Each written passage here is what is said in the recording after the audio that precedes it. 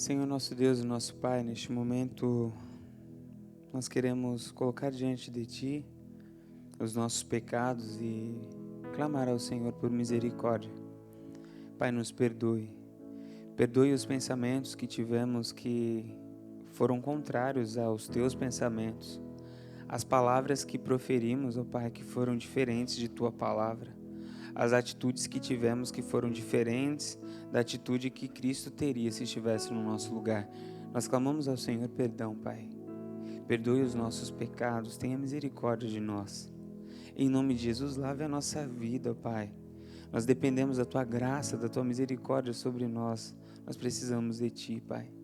Em nome de Jesus, venha com a Tua palavra falar aos nossos corações nessa noite, porque é a Tua palavra que nós precisamos, ó Pai.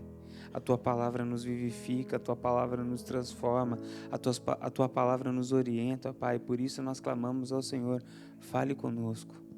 Pai, eu reconheço que as minhas palavras são limitadas, elas são fracas, ó Pai. Mas a Tua palavra tem poder. E é por Tua palavra que clamamos nessa noite. Fale, Deus, ao nosso coração. Fale, Senhor, através de mim, apesar de mim e muito além de mim. É essa oração que nós te fazemos em nome de Jesus. Amém. Nós estamos na nossa série de mensagens intitulada Oração. E hoje é a nossa última mensagem. Hoje é a última mensagem dessa série que iniciou logo no começo do ano, nas nossas quartas-feiras, e nós trilhamos uma jornada que trouxe para nós uma compreensão bíblica sobre o que de fato vem a ser oração. Logo no início dessa série de mensagens, nós nos deparamos com um fato que precisava ser trabalhado em nossa vida, que era a nossa relação com este meio que o Senhor Deus proveu para nós, para que tivéssemos um relacionamento mais íntimo com Ele, que é a oração. Uma frase que disse é que nós muitas vezes sabemos que devemos orar mais, mas não oramos o quanto deveríamos, e muitas vezes quando oramos, oramos errado.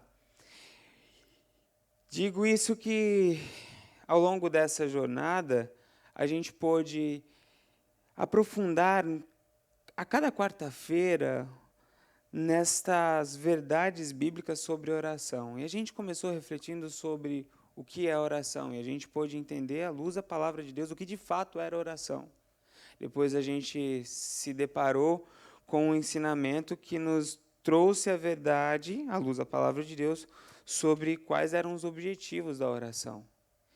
E depois disso nós fomos para a terceira parte dessa série, que se destinou a nos ensinar a orar.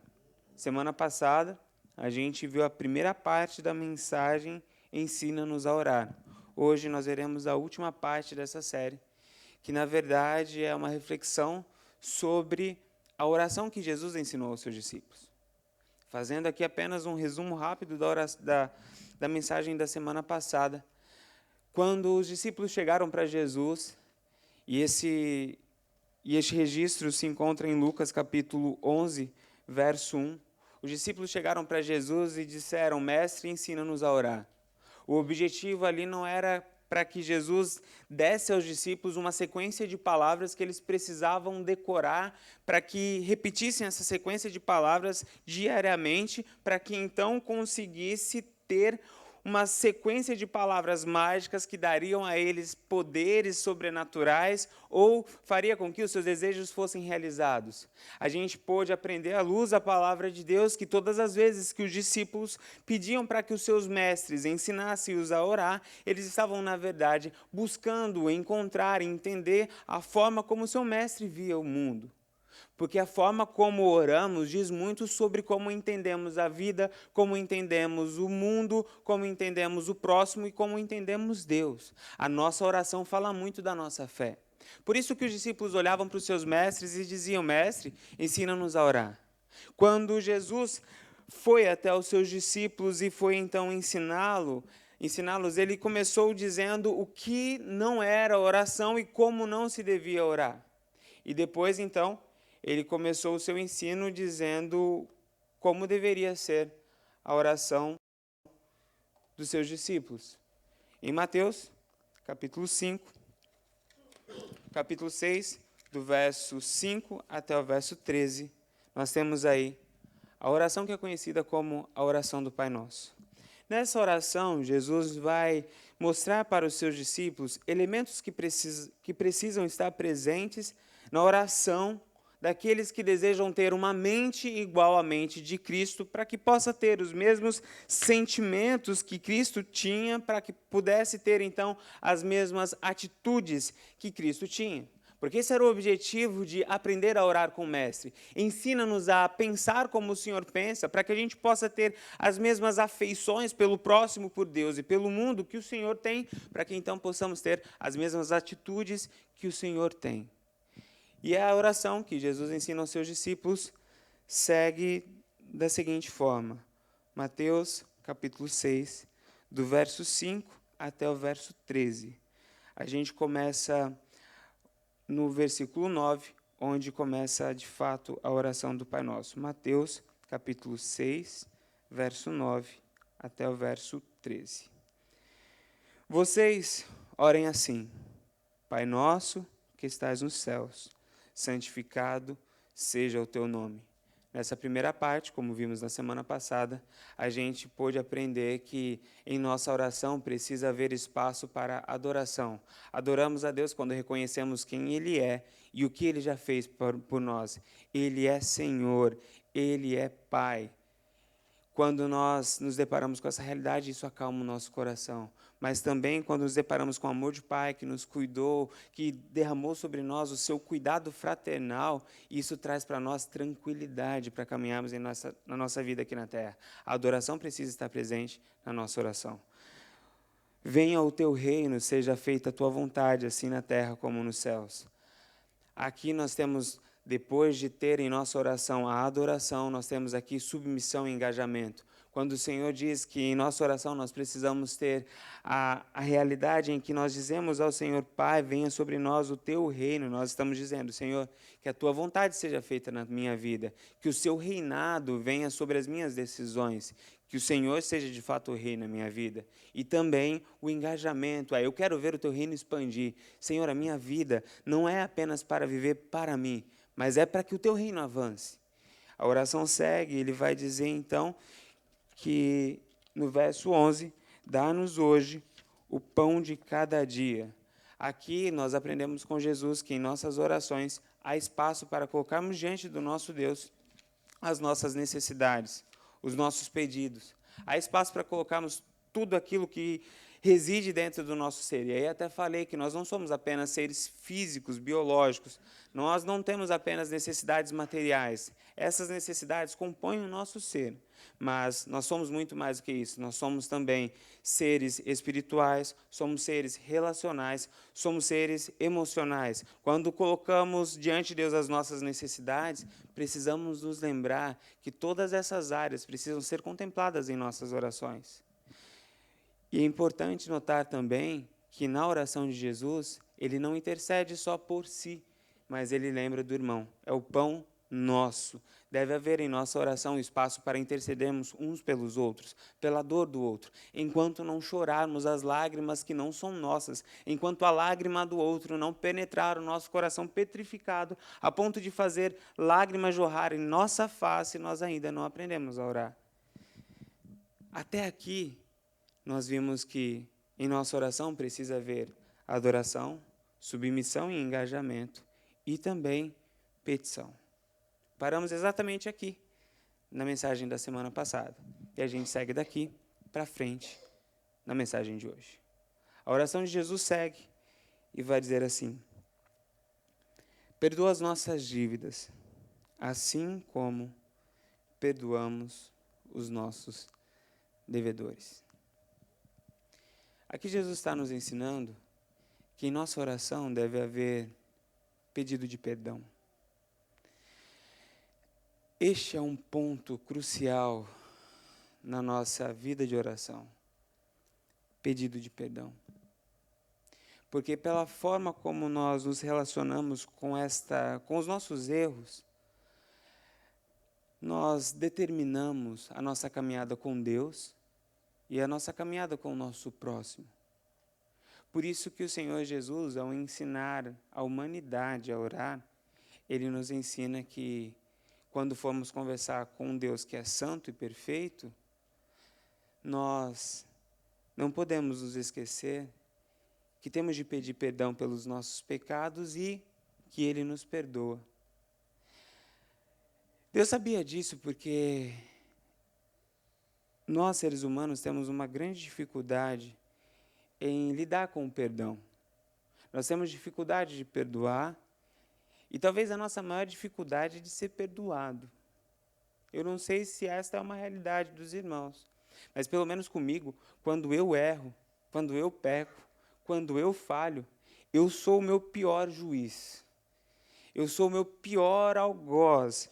Mesmo tendo recebido a palavra de perdão da pessoa contra a qual eu errei, aquilo ainda continua me remoendo. E o que vem dentro de mim é como é que eu pude errar, como é que eu pude pecar de novo, como é que eu pude falhar. E aquilo vai corroendo a minha alma, aquilo vai me jogando para baixo, a ponto de, se a graça do Senhor não me encontrar, não me achar, e eu não desfrutar, não vivenciar este ensino do Senhor sobre o perdão, eu me afundo ainda mais no meu pecado, nos meus erros, e me distancio de uma vez por todas de Deus. E quando o Senhor nos ensina na palavra dele que em nossa oração tem espaço para o perdão, essa é uma verdade que não pode passar desapercebida. Eu quero ler com os irmãos 2 textos. Eu gostaria que ficássemos muito atentos ao que estes 2 textos nos dizem. Eu fiz questão de pegar 2 textos, um no Antigo Testamento e um no Novo Testamento, para mostrar que, embora exista aquela compreensão que o Deus do Antigo Testamento é o Deus da lei, é o Deus que julga, é o Deus que é sem misericórdia, e no Novo Testamento é um Deus bonzinho que se converteu, a gente, ao olhar esses 2 textos, a gente vai ver que o Deus de graça, o Deus de misericórdia, está presente tanto no Antigo quanto no Novo Testamento. O primeiro texto é o texto que está em Isaías, capítulo 1, verso 18 e 19. Isaías, capítulo 1, verso 18 e 19.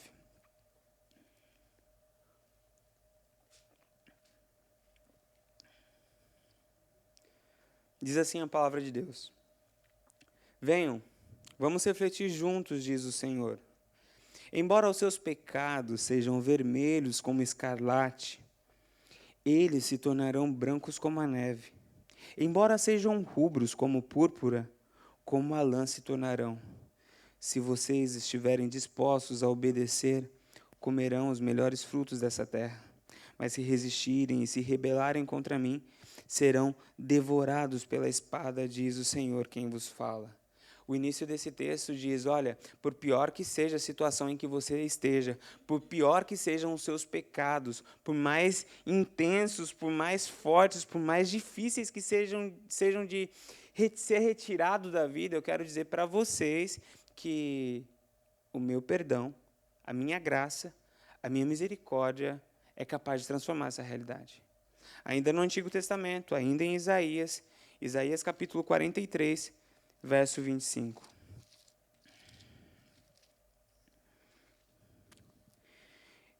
Sou eu mesmo, aquele que apaga as suas transgressões por amor de mim e que não se lembra mais dos seus pecados.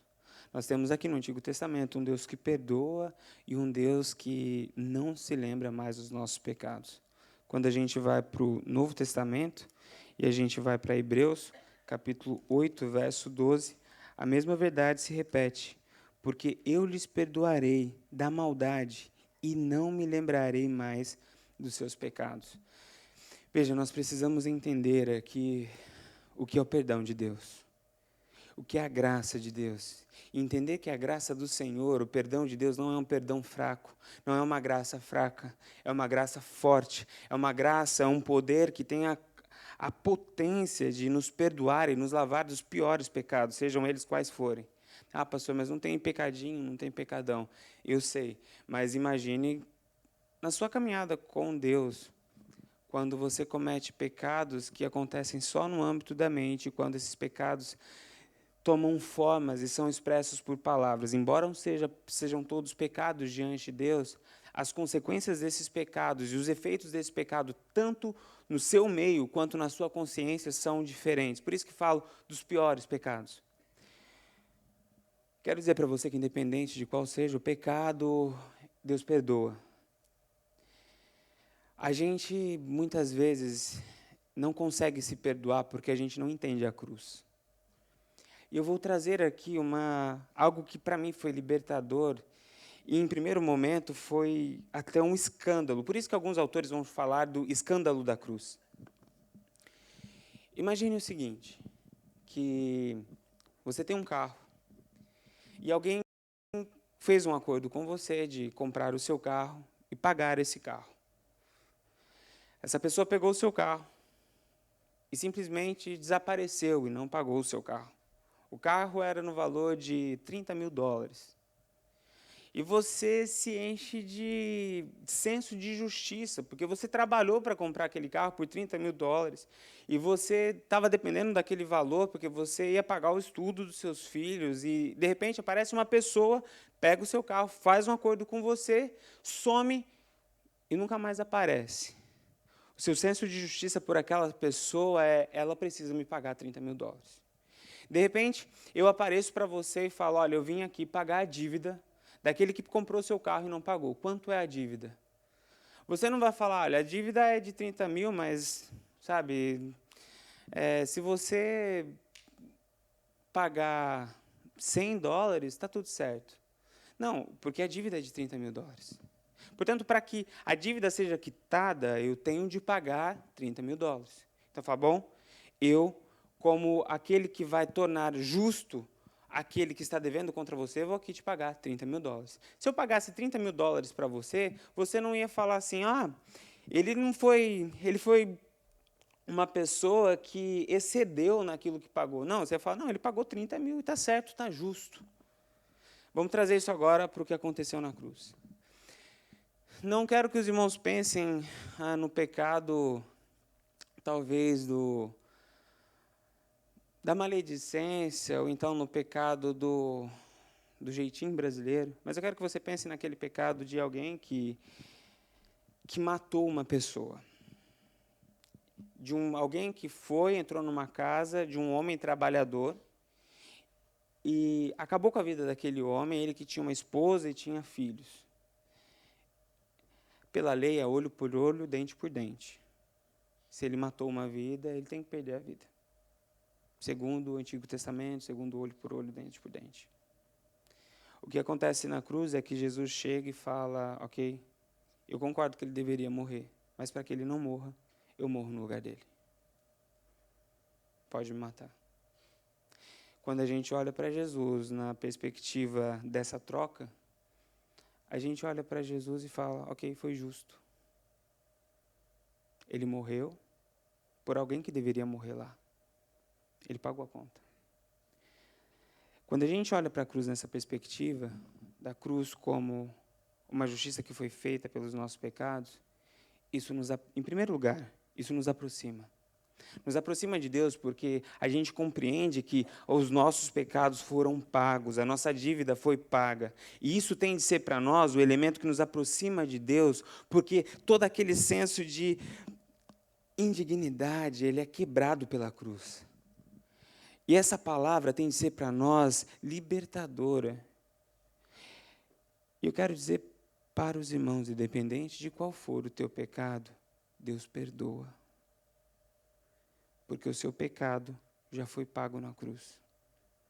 A nossa oração tem de ter esse pano de fundo, entendendo que Deus nos perdoa.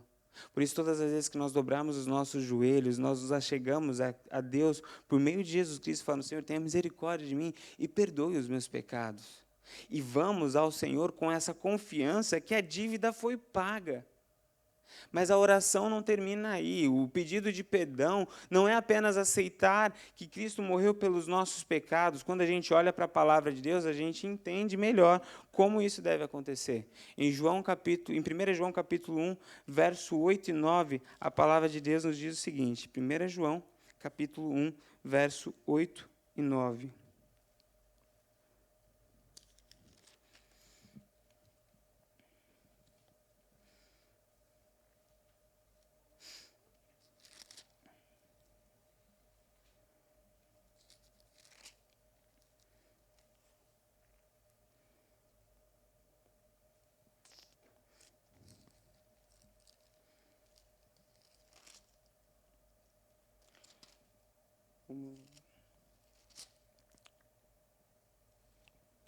Bom.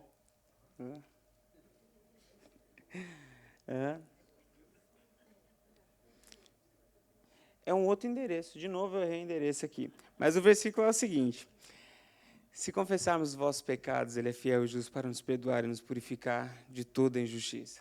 Esse é o versículo. Se confessarmos os vossos pecados, Ele é fiel e justo para nos perdoar e nos purificar. É isso mesmo? 1 João 1, 8 e 9. É isso mesmo, gente. Não sei o que aconteceu comigo aqui. Vou ler, está aqui na minha frente. É o óculos. Vamos lá. 1 João 1, 8 e 9. Se afirmamos que estamos sem pecado, enganamos a nós mesmos, e a verdade não está em nós. Se confessarmos os nossos pecados, Ele é fiel e justo para nos perdoar os pecados e nos purificar de toda injustiça. Amém. O que acontece aqui, o que a palavra de Deus está nos ensinando? Que para que o perdão seja vivenciado por nós, a primeira coisa que precisa acontecer dentro de nós é a confissão. O que é a confissão? A palavra aqui é homologel no grego. É a junção de duas palavras, homos e logos. O que é homos? É igual. É de onde vem a nossa palavra homogêneo. É uma mistura que fica tudo igual. Homos é igual. E logel vem da palavra logos. Logos significa palavra. Ou seja, o que é confessar? É dizer as mesmas palavras. É um termo que é usado muito entre advogados, no ambiente jurídico, homologação. Quando nós estamos confessando o pecado, nós estamos homologando o pecado com Deus. O que é homologar pecado com Deus? É dizer as mesmas palavras que Deus diz sobre os nossos pecados. Como isso acontece?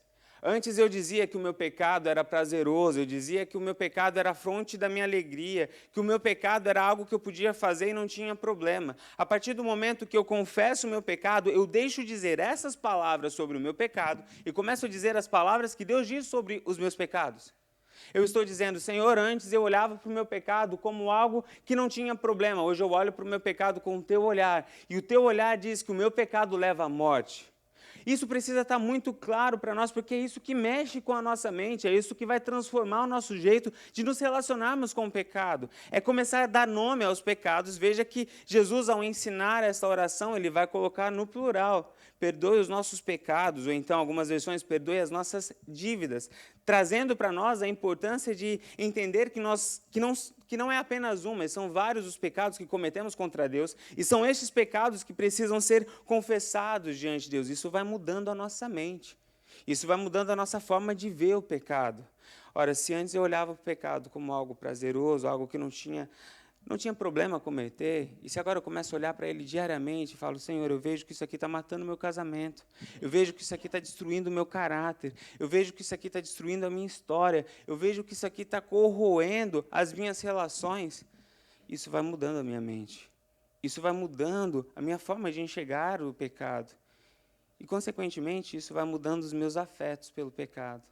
Quando o Senhor Jesus nos ensina aqui que nós devemos, em nossa oração, pedir perdão pelos nossos pecados, Ele está nos dizendo que o nosso jeito de enxergar a vida, a nossa relação com o pecado, precisa ser mexida. Por isso é importante, na nossa oração ao Senhor, dedicar uma parte para voltar os nossos olhos para dentro de nós e pedir para que o Espírito Santo nos ajude a encontrar os erros, os pecados e confessar isso diante de Deus. Aqui é aquela hora onde a gente consegue desenhar os contornos do nosso pecado diante de Deus e conseguimos enxergar a face do nosso pecado e dizer, Senhor, é contra isso que eu estou lutando. É contra este mal na minha vida que eu peço a tua ajuda para que eu seja liberto. Por isso, a nossa oração precisa ter espaço para pedido de perdão. Mas veja que interessante. Jesus nos ensina que nós precisamos orar. Perdoa as nossas dívidas ou os nossos pecados, assim como nós perdoamos os nossos devedores. Aqui talvez seja uma das partes da oração do Pai Nosso que sejam mais complicadas de entender. Porque parece, a primeira leitura, que o Senhor está limitando o perdão dele ao nosso perdão. Ora, se o perdão de Deus fosse limitado ao nosso perdão, nós estaríamos perdidos. Porque a gente não consegue fazer como Deus faz, perdoar e se esquecer. A gente perdoa, mas a gente nunca se esquece. É verdade ou não? E não é porque nós nos lembramos que nós não perdoamos. Não, isso não é verdade. A gente sempre vai se lembrar, mas a gente sabe que nós perdoamos quando aquela lembrança não causa mais dor em nós. Mas o perdão de Deus vai além disso. Diz que ele não apenas perdoa, como ele também se esquece. Ora, se esta é a verdade sobre o perdão de Deus, nós não podemos, então, interpretar essa parte da oração de Jesus como um elemento limitador do perdão de Deus.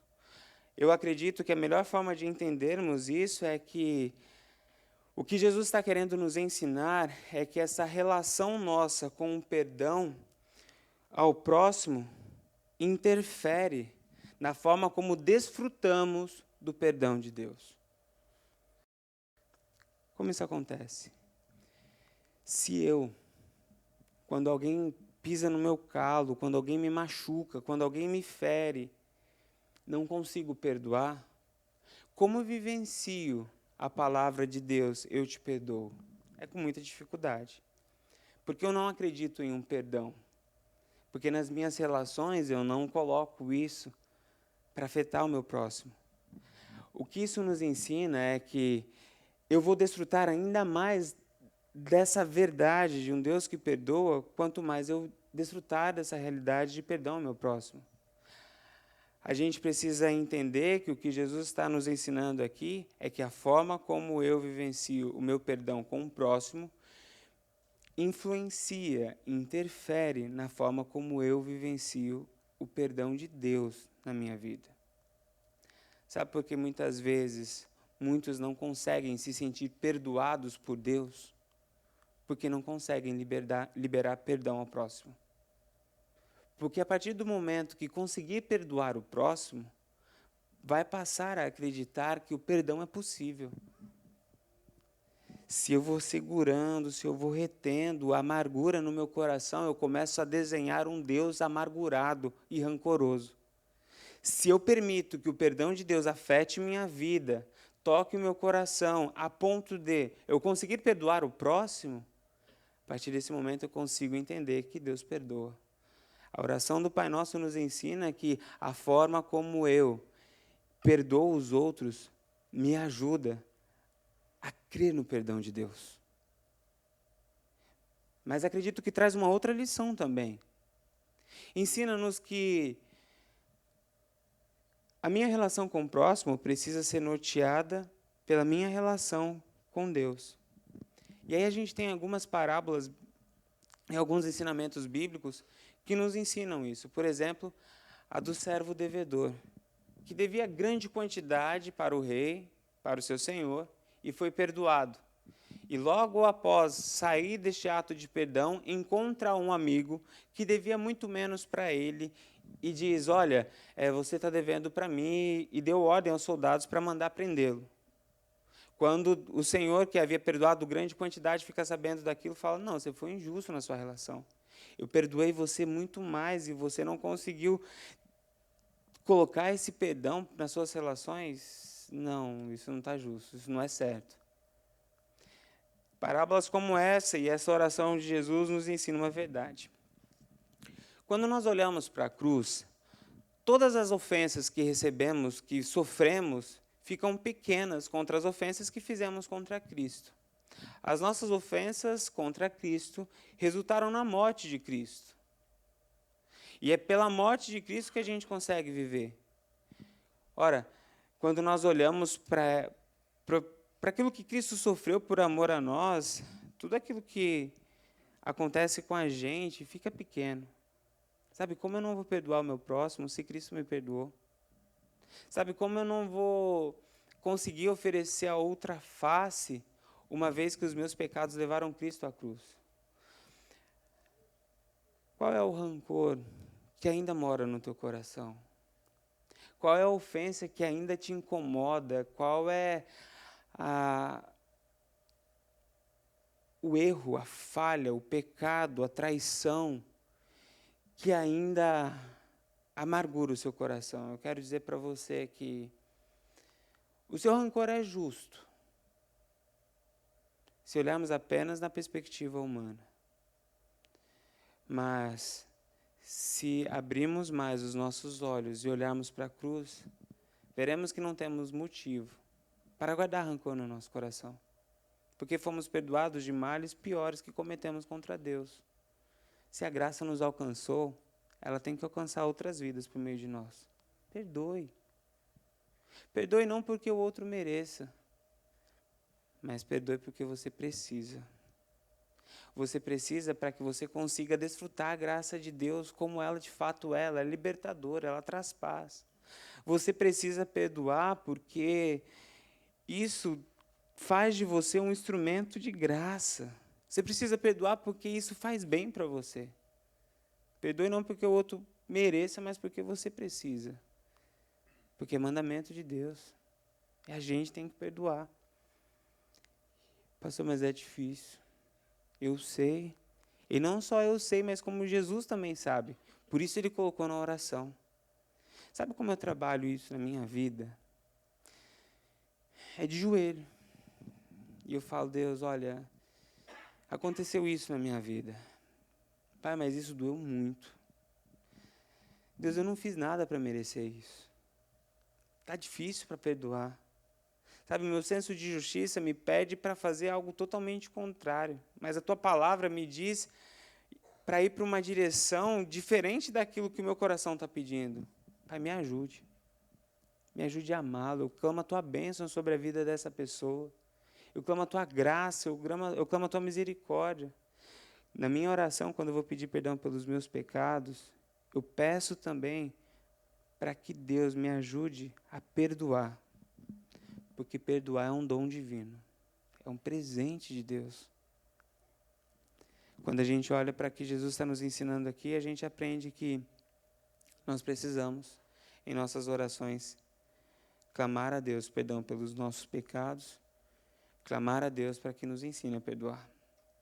Seguindo a oração, e a última parte da oração é: não nos deixe cair em tentação, mas livre-nos do mal.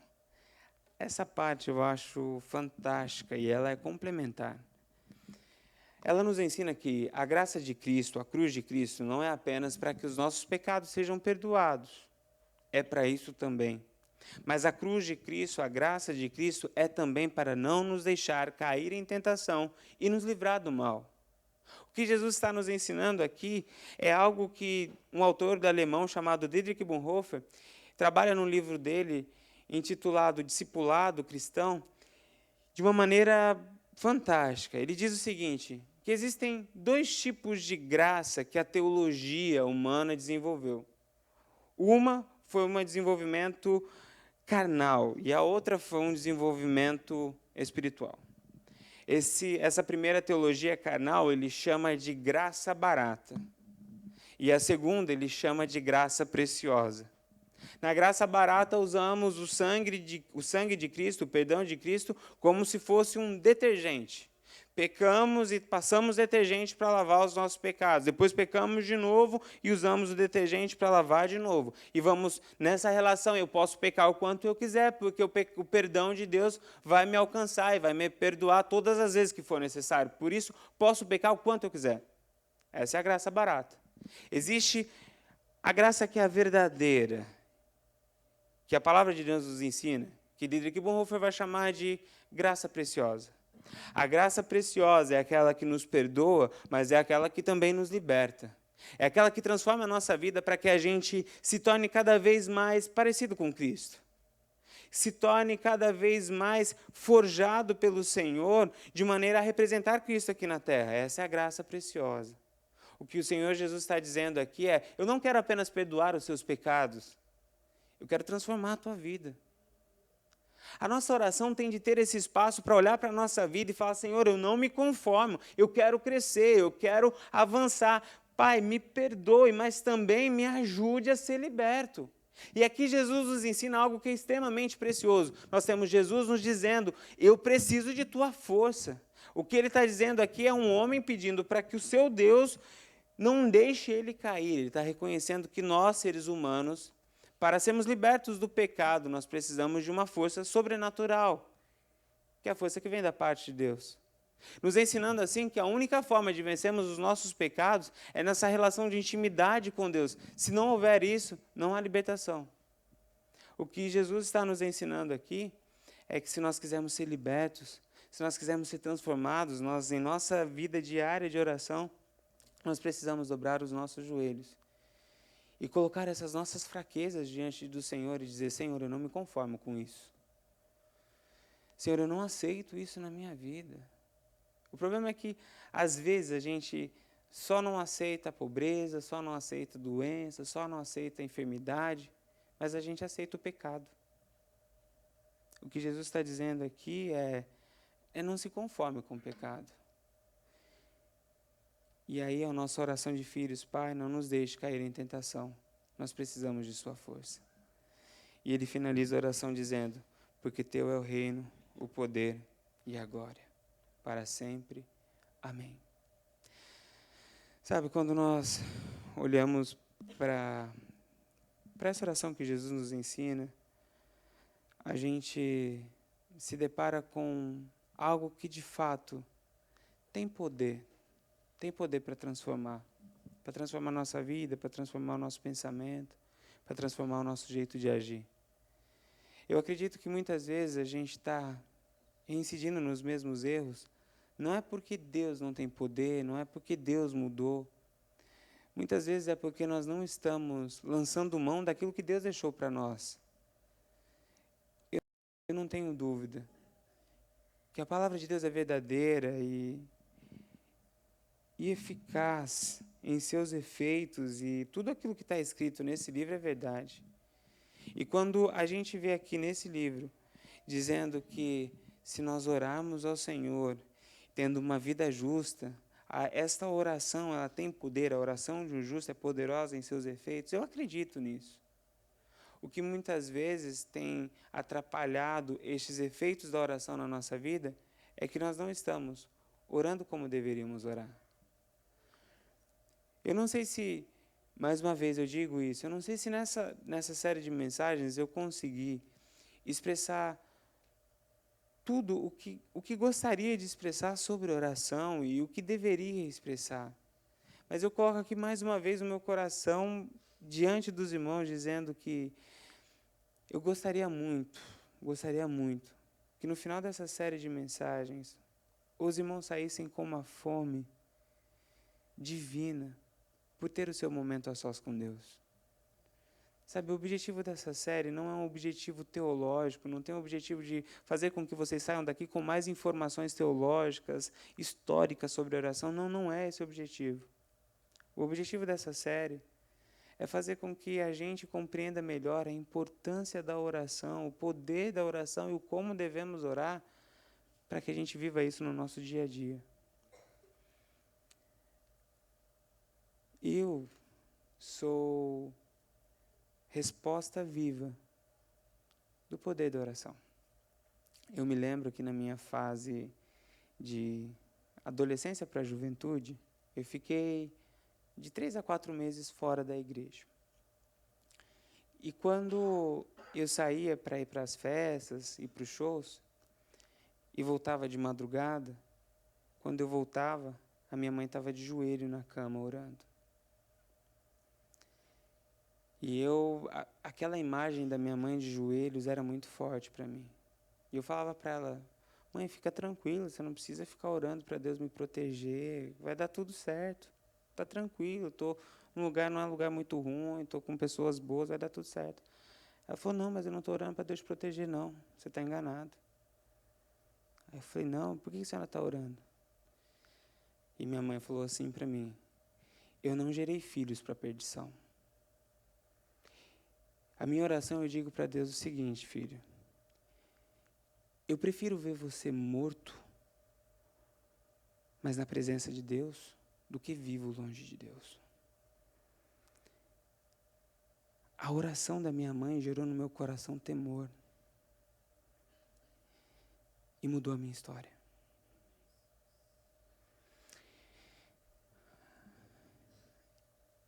Eu acredito que vocês, assim como eu, conhecem histórias que foram transformadas por uma vida de oração. Nós temos um Deus, que é este Deus aqui, que tem todo o reino, o poder e a glória.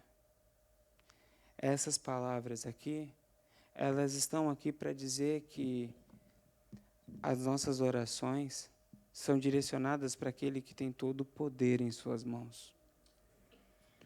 E por isso nós precisamos dedicar a nossa vida, o nosso dia a dia, para ter uma vida de oração, porque é isso que transforma. O meu desejo é que a gente termine essa série de mensagens com um único propósito, de termos uma vida de oração. Que sejamos uma igreja não conhecida pelos seus eventos, não conhecidas pelo seu grande número. Os eventos vão acontecer, os números vão acontecer. Mas eu, como pastor, não gostaria que o nosso título fosse uma igreja de eventos, uma igreja muito grande. Mas eu gostaria muito que nós fôssemos conhecidos como uma igreja de oração. Eu gostaria de terminar essa mensagem, essa série de mensagens, da forma como deveríamos, orando. Feche seus olhos e vamos orar. Senhor nosso Deus e nosso Pai, nós queremos te agradecer, Pai, pelo seu ensino, pela tua palavra, pela tua graça, Pai. Pai, nós pedimos ao Senhor perdão pelas vezes que negligenciamos essa responsabilidade, este meio provido pelo Senhor, tão importante nas nossas vidas, que é a oração. E pedimos para que o Senhor nos levante como uma igreja que reconhece a importância de oração na sua caminhada, no seu dia a dia, nas suas relações, Pai. Em nome de Jesus, que o seu Espírito possa ser ouvido por nós, ó Pai, e que possamos consagrar o nosso dia a dia a uma vida de oração. Que possamos ter o nosso a sós contigo diariamente, que possamos orar ao Senhor e possamos colocar diante de Ti não apenas a nossa lista de desejos, ó Pai, mas que possamos fazer em nossa oração aquilo que o Senhor quer que façamos. Te adorar, nos submeter ao Senhor, engajar-nos à Tua obra, orar pelos nossos pedidos, mas sem nos esquecer, ó Pai, dos nossos irmãos, ó Pai, confessar os nossos pecados, mas também liberar perdão, ó Pai, para aqueles que nos ofenderam, e também, ó Pai, buscar no Senhor a força para sermos transformados. Pai, em nome de Jesus, nós colocamos diante de Ti a nossa vida e oramos ao Senhor, porque Teu é o reino, o poder e a glória para sempre. Amém.